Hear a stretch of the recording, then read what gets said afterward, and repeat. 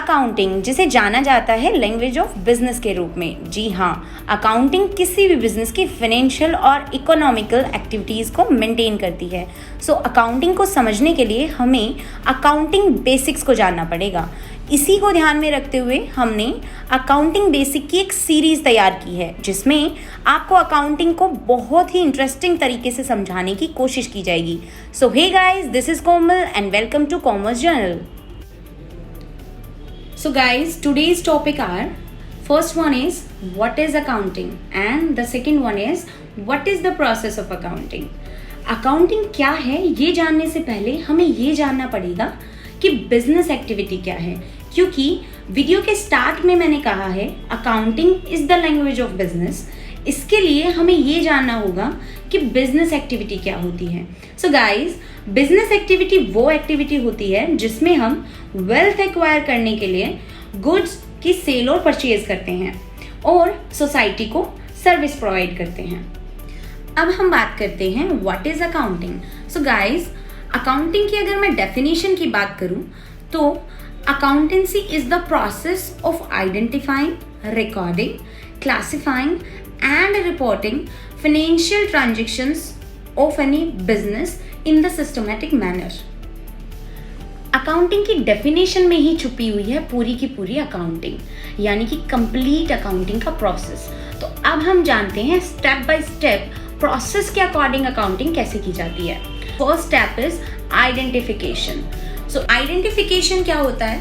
जब भी कोई पर्सन हमारे पास आता है तो सबसे पहले हमें उसे आइडेंटिफाई करना पड़ता है कि किसी भी बिजनेस में ये ज़रूरी हो जाता है कि कोई भी पर्टिकुलर अगर हम कोई एक्टिविटी कर रहे हैं तो क्या वो एक्टिविटी बिजनेस की एक्टिविटी है या फिर कोई नॉर्मल एक्टिविटी है। ये जानने के लिए हमें अकाउंटिंग में फर्स्ट स्टेप आइडेंटिफिकेशन को कवर करना पड़ता है।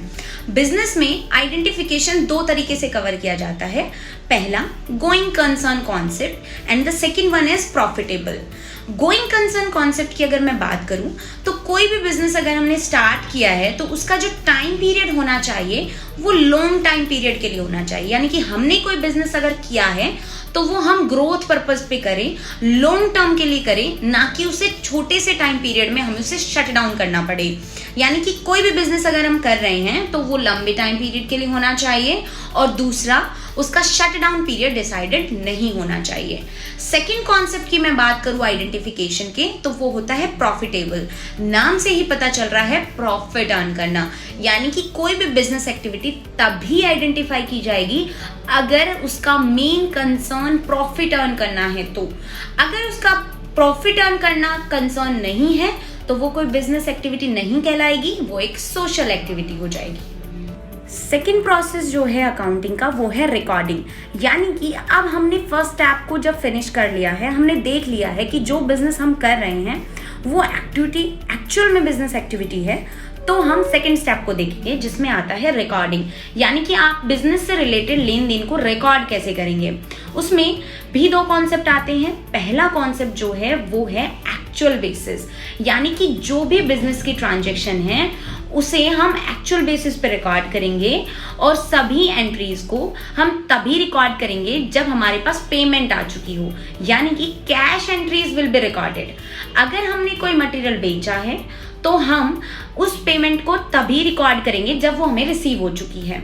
मटेरियल सेल की एंट्री हम उसमें नहीं करेंगे।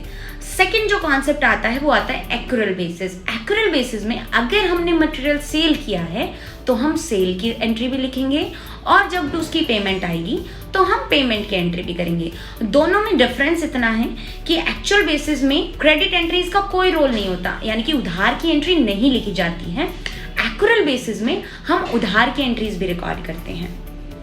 अब हम रिकॉर्डिंग के प्रोसेस को कंप्लीट करने के बाद देन करेंगे हम क्लासिफिकेशन, यानी कि आइडेंटिफिकेशन हो चुका है बिजनेस एक्टिविटी का, रिकॉर्डिंग हो चुकी है।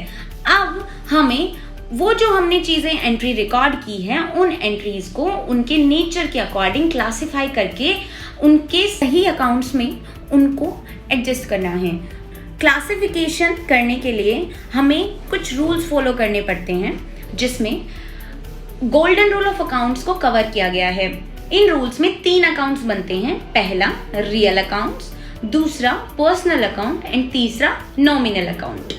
इनके टॉपिक्स पे भी आगे बात की जाएगी। अभी फिलहाल जो थर्ड स्टेप है क्लासिफिकेशन, उसमें आप बस इतना जान लीजिए कि क्लासिफिकेशन जो होता है वो पर्टिकुलर एंट्रीज को उनके सही अकाउंट्स में कवर करने के लिए किया जाता है। अब फोर्थ स्टेप आता है फाइनल अकाउंट्स। जैसे ही हम तीनों प्रोसेस पे कंप्लीट कवर कर लेते हैं, उसके बाद हमें चौथा स्टेप करना पड़ता है अकाउंटिंग प्रोसेस का, जो कि है रिपोर्टिंग। जैसे ही हम आइडेंटिफाई कर लेंगे, रिकॉर्डिंग कर लेंगे एंड देन क्लासिफिकेशन कर लेंगे, हमें क्या करना है, फाइनल रिपोर्ट्स तैयार करनी है बिजनेस की।